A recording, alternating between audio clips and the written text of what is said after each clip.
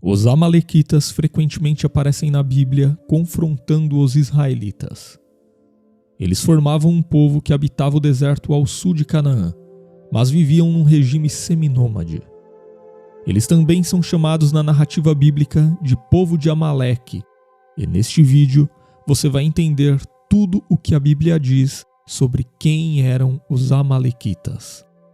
Mas antes, se você ainda não se inscreveu aqui no canal, inscreva-se agora e ative também todas as notificações, porque assim você receberá um aviso sempre que tiver algum estudo bíblico novo aqui no canal.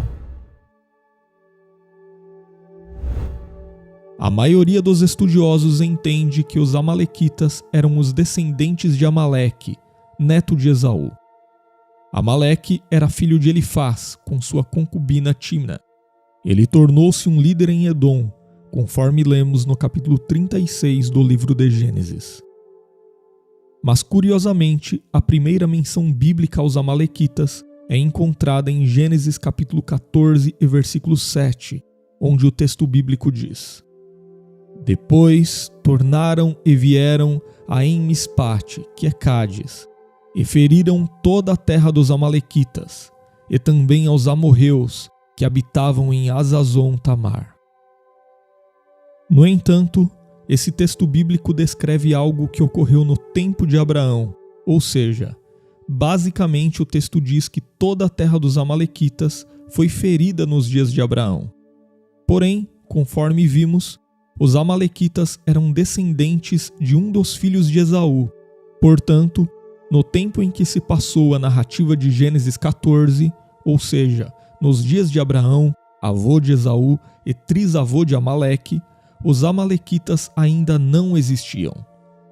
Então, como os amalequitas podem ter sido citados nesse texto de Gênesis?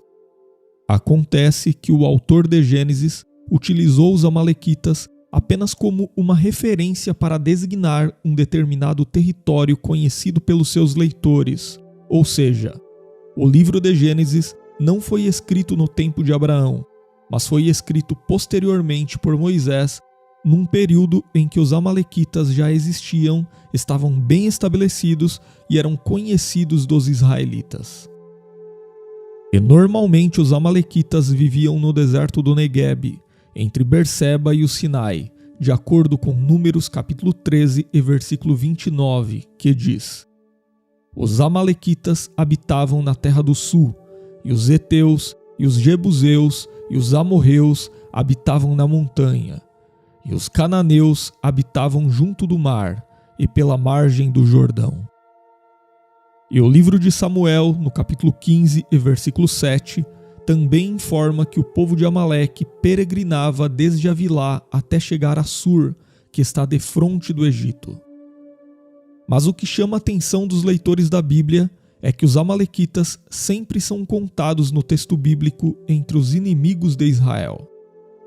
Inclusive, o primeiro confronto entre os amalequitas e o povo de Israel ocorreu em Refidim, no deserto do Sinai, naquele conhecido episódio em que Moisés foi mantido por Arão e Ur com suas mãos levantadas no cume do monte, segurando a vara de Deus para que o exército israelita, liderado por Josué, pudesse prevalecer contra os amalequitas, de acordo com o texto de Êxodo, capítulo 17, entre os versículos 8 e 13.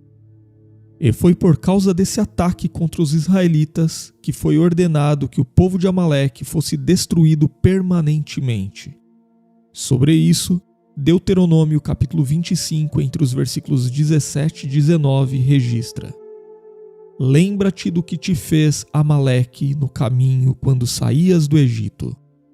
Como te saiu ao encontro no caminho, e feriu na tua retaguarda todos os fracos que iam atrás de ti, estando tu cansado e afadigado, e não temeu a Deus. Será, pois, que quando o Senhor teu Deus te tiver dado repouso de todos os teus inimigos em redor, na terra que o Senhor teu Deus te dá por herança para possuí-la, então apagarás a memória de Amaleque de debaixo do céu, não te esqueças. Porém, mais tarde, o povo de Israel se rebelou contra Deus e contra a liderança de Moisés, e tentou entrar em Canaã pela região sul. E naquela ocasião, eles foram massacrados pelos amalequitas, conforme nós lemos no capítulo 14 do livro de Números. Também no livro de Números, no capítulo 24, Balaão falou do povo de Amaleque como o primeiro das nações. Alguns intérpretes acreditam que, ao dizer isso, Balaão estava se referindo ao pioneirismo daquele povo naquela região. Outros defendem que ele estava se referindo ao fato de que o povo de Amaleque foi o primeiro a atacar os israelitas após sua saída do Egito. Seja como for, os amalequitas também são mencionados no período dos juízes de Israel. Pelo menos 2 vezes, eles fizeram alianças com seus vizinhos para confrontar os israelitas. Primeiro, eles apoiaram a Eglon, rei dos Moabitas, e depois eles auxiliaram os midianitas em seus ataques ao povo de Israel. Naquela época, Deus levantou Gideão e ele derrotou esses povos no vale de Jezreel. Já no período da monarquia em Israel, Deus, através do profeta Samuel, ordenou que o rei Saul destruísse completamente os amalequitas e suas posses. Nada deveria ser poupado. E os israelitas foram proibidos de tomar até mesmo os despojos de guerra. Mas Saul desobedeceu a ordem do Senhor. Ele se recusou a matar o gado daquele povo e resolveu poupar a vida do rei Agag e dos amalequitas. E sobre isso, o texto bíblico diz: Então feriu Saul aos amalequitas desde Avilá até chegar a Sur, que está defronte do Egito. E tomou vivo a Agag, rei dos amalequitas. Porém, a todo o povo destruiu ao fio da espada.